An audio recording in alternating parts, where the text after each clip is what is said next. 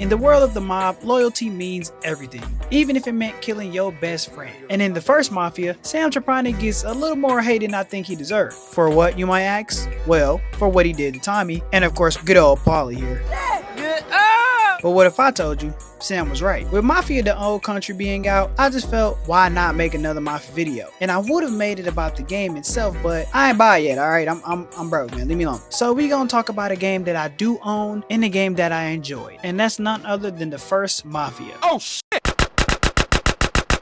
Ladies and gentlemen, I am your host TTG, and this is Why Sam Wasn't Wrong. We first meet Sam when he and Paulie are on the run from a rival gang, and the very first thing that he do is point a gun at none other than our main character, Tommy Angelo. And do you know what he say?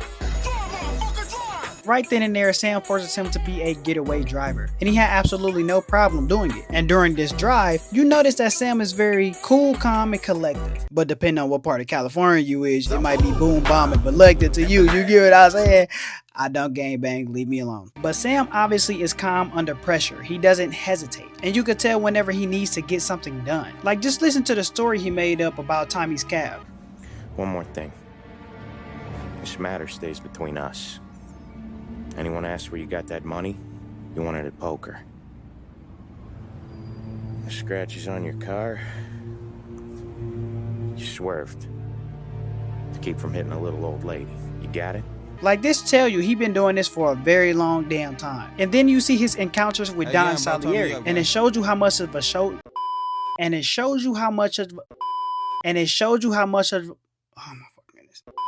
And it showed you how much of a soldier he truly is. I recorded that part a million times. But the thing about being a soldier in the mob is you live and you die by the Don's word. Whatever the Don needed done, you do it without question. If the Don say jump your ass off a bridge and don't think twice about it, you jump your ass off a bridge and you don't think twice about it. And it's these type of things that separated Sam from Paulie and Tommy. As we know, Tommy never wanted to be in the mob. This wasn't his lifelong goal. He was simply a cab driver making ends meet, and he just got roped in a crowd by chance. You always see Tommy second guessing, scared to make a certain type of move, hesitating to shoot a type of person. I mean, he let Frank go when he obviously should have killed him. He simply never had the heart for the life. But Paulie did have a heart for the life. The thing for him though, he felt like he was getting too old. He's been killing for too long and taking orders for what felt like his entire damn life. And you could see that take effect on him. It started to wear him down. He started wanting more. A family, a small business of his own, and to simply be at peace and be out of the world of crime. But good old Sam, he ain't never seen himself doing none of it. He loved the game. He loved the hustle. He wanted the money. He enjoyed the danger, and he damn sure wanted the respect. It wasn't a burden to Sam. It was simply something he felt like he should do. It was his purpose. And to understand that, you have to understand the mob code, especially in that era. It simply was about rules. Things like not questioning orders, being loyal to the family before your own family and your own friends. And of course, understanding that the Don's word is law. And if you break any one of those rules, you are simply a problem. And we know how problems get solved. You know, they sleep with the fishes, you know what I'm saying? You know,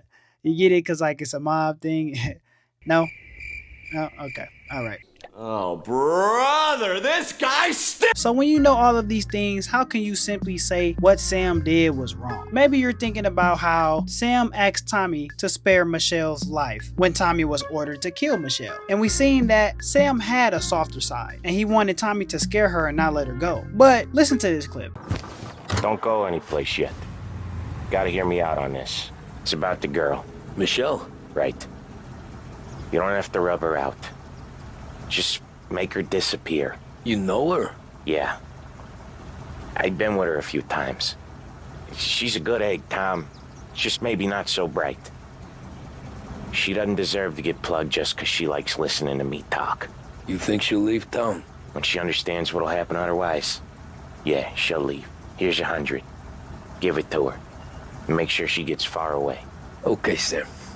I'll see what I can do. That's all I'm asking. Let's go. Sam asks Tommy if he can do this, but he never pressured him to. He didn't beg on his knees. He simply said consider it, because Sam still understood what this business is and what you have to do. But he also understood that Tommy was simply a compassionate person. He knew that Tommy Hart was just too big to kill an innocent person, and he used that to his advantage. So you might see that as being a bad friend. But this is a life of crime, ladies and gentlemen. This is the mob. If anything, that's him being efficient. That's him being smart. So if you play the story already understanding Sam's betrayal, when the betrayal actually happened, it's simply a natural outcome of how anything would happen. Let's take the mission where you retrieve the cigars for the Don, for example. Paulie, Tom, and Sam all find diamonds inside of those cigars. Paulie was completely upset. Tommy felt wrong, but Sam simply was cool. He didn't bat an eye. He wasn't in his chest about it. He simply understood business. The cigars. What the hell? Christ. It's dope. You sure? Yeah, I'm sure. Where are the diamonds? There ain't any. This is the real score. No. No. Don said we would get diamonds. You can open every box. You're not gonna find them. We put our fucking necks out on the line for this shit. Looks like it. You better cool off, Paulie. The Don's coming. Shit. We don't say nothing about this to the Don. Okay, if you wanted us to know, you would have told us. You should have come clean. Sure, but for now, we keep our trap shut. Right? Yeah, okay. Paulie? Yeah, I ain't saying nothing. And do you want to know why, ladies and gentlemen? Because Sam understood that it wasn't his place to get mad. He was following a direct order from the Don. And his job isn't to question why the Don kept something a secret. It's to do the work, get paid, and keep his damn head down. And in moments like these are why Tommy and Paulie started to drift away from the family, and Sam started to double down. And as we know, Tommy and Paulie decided to do their own thing, go behind the back of the Don and rob a bank. And of course, the Don finds out. Now, do the Don find out because Sam told him? Possibly. But if anything, that's Sam simply seeing an opportunity to move up, gain the Don's trust, really become bigger than what he already is. They call that strategy. That's the life. And they make it very clear. Loyalty is everything. There are no friends. Everybody's replaceable. Money, they could make more of it. But being loyal to the family, that's what matters the most. So when the time came, it wasn't personal. It was simply business. So Sam killing Paulie wasn't because he hated him. He loved Paulie. You can see that he loved Paulie. That was his oldest friend. Paulie broke the rules of the game. Paulie decided to go rogue, and Tommy was right along with him. So in Sam's mind, he's simply cleaning up house. He was protecting the family and doing exactly what the Don wanted him to do. And a lot of people probably are always wowed by the fact that Sam didn't lose sleep over it. But look what he's been doing his entire life.